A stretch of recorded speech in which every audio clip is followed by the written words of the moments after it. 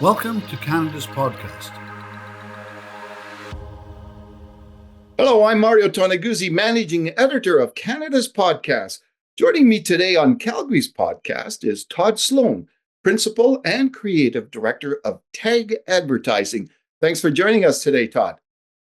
Thanks, Mario. Thanks for having me. I'm looking forward to this. All right, let me ask you a little bit about TAG Advertising. Just explain a little bit about what you guys are and what you do. Sure. TAG is now 32 years old. We're probably, if not the oldest, or one of the oldest advertising agencies in Canada, independently owned. Mm-hmm. I did TAG 32 years ago, worked my way up through a couple other smaller agencies at that time. And again, this is 32 years ago, but things were done a little bit differently in the ad biz world. We would come up I come from the creative side, so I went to what was ACAD back then, which is now AU Arts here in Calgary, and then just rose up through the ranks as a creative director with a couple other agencies. So at that time, when we would come up as creative people, would come up with the great ideas and the focuses and the strategies, we would have to then turn over that pitch document to affectionately called suits, account managers or owners or VPs of the ad agency itself.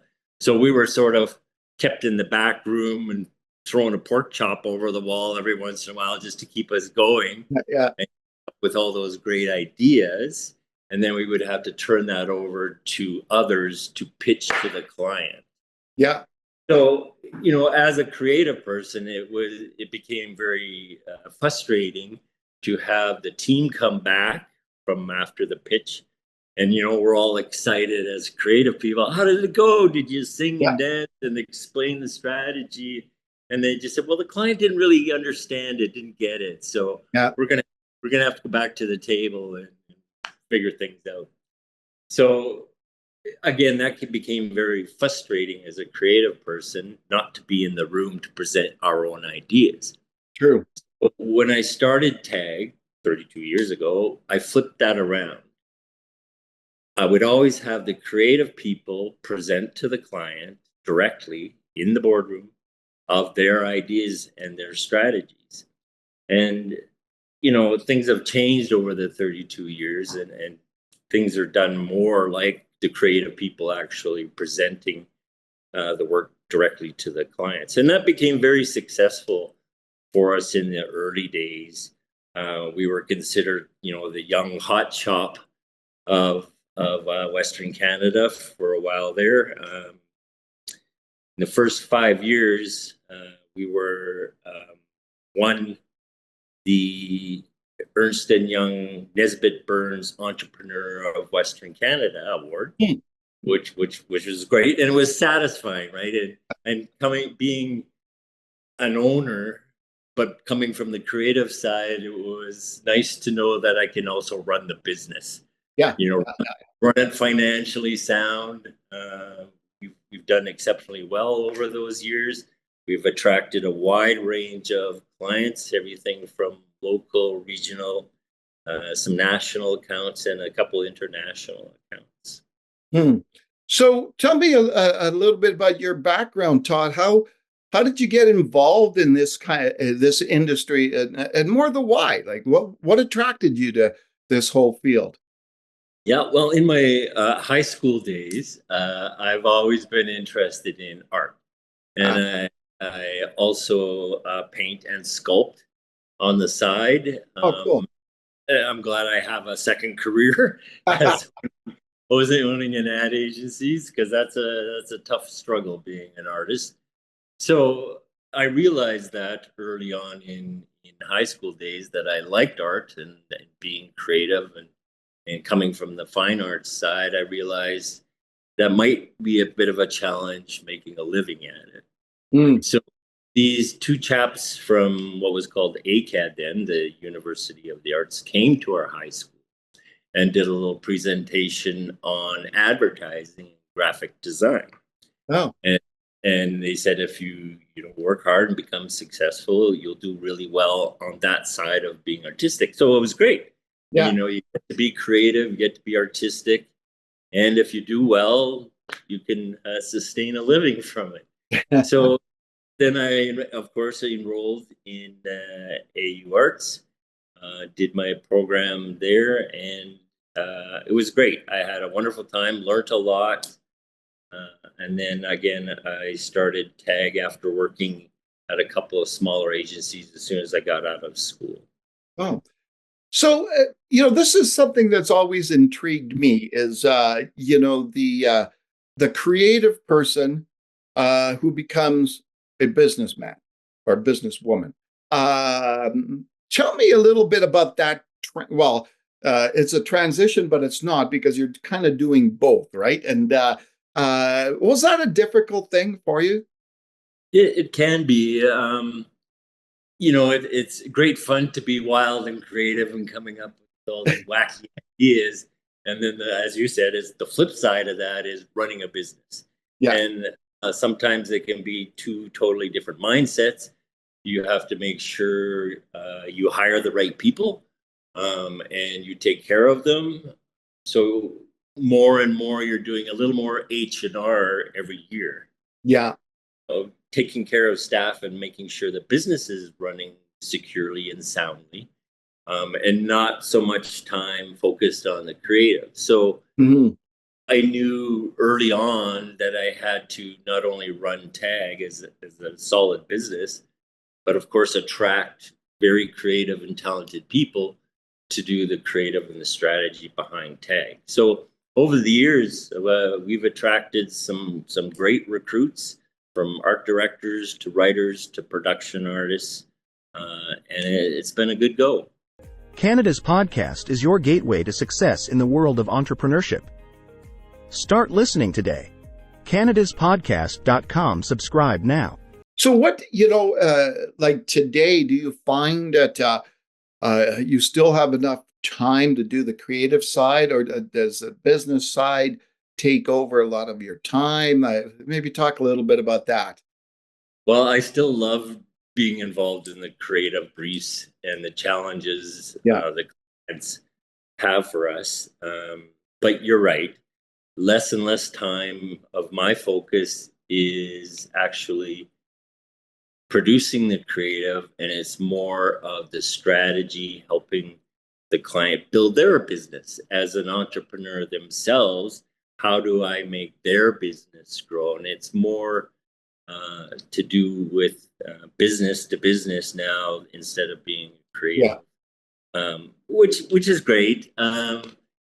They still let me wander the creative halls here at TAG and get my hands dirty with some creative and come up with ideas. So it's a really nice group of people.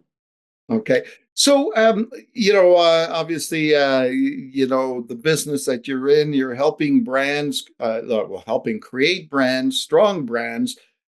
What's the key? What's the key for a company in creating?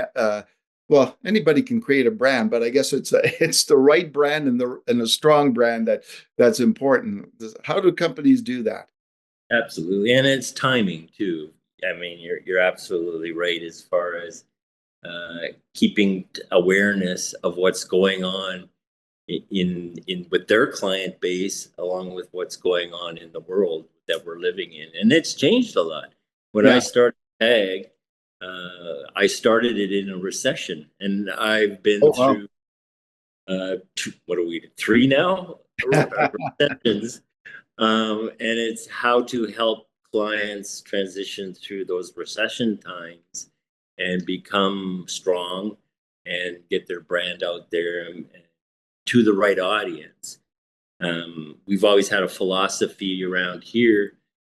There are no small clients. We've helped small entrepreneurs grow their business over the years. And to that end, that's why they've been with us for 10, 15, and 20 years, is because we've stuck with them and we've helped grow their businesses.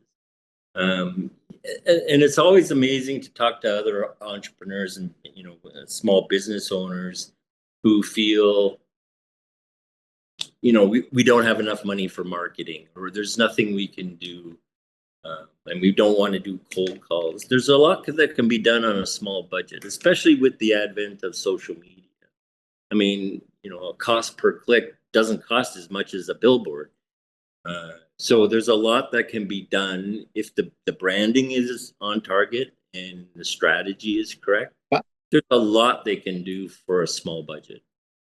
What was the intent when you started the company with the name? What did you hope, that, what does TAG resonate with people when they think of you guys? That's a good question. So actually, when the company first started, it was called the Agency Group. And our clients just started calling us TAG, the acronym TAG, instead of the Agency Group. It was short. It was quite clever. It still worked. So we adopted it years ago. I think we were into sort of year 3 when we officially switched the name to TAG Advertising. I mean, TAG conjures up a whole bunch of things. It's, labels, price tags, and how you're tagged as far as a brand. Yeah. What are you labeled with? So it really worked for us, and we've grown with it. I mean, we've gone through, with all entrepreneurs and all businesses, you have to reinvent yourself a little bit every 5 years. So we've certainly done that for TAG, and we continue to do that for our clients. All right, super. So having a business in Calgary, can you talk a little bit about that, Todd? And what do you like about, having a business in this city? I enjoy it. Calgary has been really good to me. I was not born in Calgary. I was born in Taber, Alberta. Yeah. But we moved here when I was 2 years old, so practically a Calgarian. It certainly is a more oil and gas city for sure. Early on in TAG days, we did have, or we still have, some oil and gas clients, related clients who've become international in their scope. We wanted to be the agency that works with you, not for you. And today that still is very true, that we work with our clients. We just don't work for you. We're not yes people, but we'll definitely work with you. And it's your company, right? At the end of the day, we're dealing with entrepreneurs and marketing managers that it's their responsibility to grow their company. But it's really nice to find that fit, and that's what we look for, is a good fit. Calgary has always been a good fit and a central hub for TAG. Over the last couple of years, we've branched out into other areas, mostly because of our digital clients. So, for example, we have a small satellite office in Spain and Australia. And that's mostly, it's a 1-2-man shop, but they're still under the TAG umbrella that handle a lot of our digital work. So Calgary's a great place. For business, there's a lot of head offices here. Yeah. And it is a central hub for a lot of economic development here. Yeah. What advice would you give a young person who's starting a business? What would you tell them? I've seen it before, and I've seen it a million times, but don't get down on yourself. There's ups and downs. When those downtimes come around, and they will, when you're feeling like this is just too much to handle, or the finances aren't in order, surround yourself with people who are enthusiastic and are helpful. I would suggest any sort of business meetings that are available to you to talk to other entrepreneurs or other peers in your industry or outside of your industry. They're great people to talk to. Just talk about the daily business functions of whatever your business is. Stay ahead of the game with our expert tips and strategies that will help your business thrive in a digital era. CanadasPodcast.com. Subscribe now. Anybody in the business world inspired you? Um, did, not specifically, not an individual. I mean, there's some great upstart young ad agencies that are coming up all the time, and it's great to see them do well. I've even had on staff a few of these people that have gone on to their own ad agency, and that's really nice to see. It's sometimes hard, but it's nice to see that you've helped develop them into a place that they feel comfortable, that they want to take a shot at running their own ad agency. So that's really nice to see. Yeah. Now, I just wanted to go back to the creativity side of things. You know, from that perspective, like where the ideas come from? In the shower. No, it's well, you'd be surprised. A lot of people have different places that things just pop in their heads or whatever. Yeah, absolutely. Years ago, I used to have a notebook beside my bed, and you'd come up with these ideas, and then you'd fall asleep, and then you'd forget them. Yeah, no, I hear you. The next morning. So I would keep it, and I still do occasionally keep a notebook by my side table on my bed. And you come up with this sort of wild idea, and it's great to write those ideas down because then you can have a fresh look at them in the morning. And sometimes with a good night's sleeping, go, oh, that's not such a good idea. Yeah, exactly. But there's those sparks of those ideas go a long way, and then you get to share them with the rest of the team, and then you run that by the rest of the group and say, is there some place to go further with this idea? So sharing ideas, I think, is very important, especially with us. We have work in pods in different groups. And different groups, it'll be a creative director, an art director, and a writer together, and we have a couple of those pods that work in isolation of a campaign, and then we all get together, and then we come up with, well, that's a great idea, but what if we did that? So it's a great way to share ideas and help them flourish and grow. Okay. So interests outside of work, what do you do to kind of relax and wind down? Yeah, I still sculpt, and I love it. It's hard finding time to do it, and it's been great. And I do it just for me. I do it because I enjoy it. It takes some stress away. It takes your mind away from the business. And I've been very fortunate. I call them Vogue bots. If anybody wants to see them, it's Sloan Concepts, SLOANE Concepts. And they're called Vogue bots. They are a mixture of vintage typewriters, TVs. I take them apart and reassemble them into these sort of female robot shapes. I've been lucky enough and very fortunate enough to have a couple art shows in New York and places in Australia and Europe. So very, very fortunate. But again, I don't do it to be noticed for that. I do it just for me and just for the relaxation and the joy it brings me to have somebody want to purchase one. When did you start doing that? I took it on more seriously probably about 20 years ago. And like anything, it has evolved. The way I started them, I still illustrate. I still like sketching and drawing. So that's how it started with the 3D sculpting, is I would draw or illustrate these pieces. And then, one day I was looking at, I think it was a typewriter, and it's such a beautiful thing, like those 1920 and 30 old cast iron typewriters are beautiful pieces of art all unto themselves. I mean, nothing's built as well anymore as those were. So I was looking at that thing, and it's like, how do I take those keys or that technical industrial look and transform it into my drawings? So then I took my drawings and made them basically 3D using old vintage parts. So the interest in sculpting, did it come from like a class that you took, or how did it No, all begin?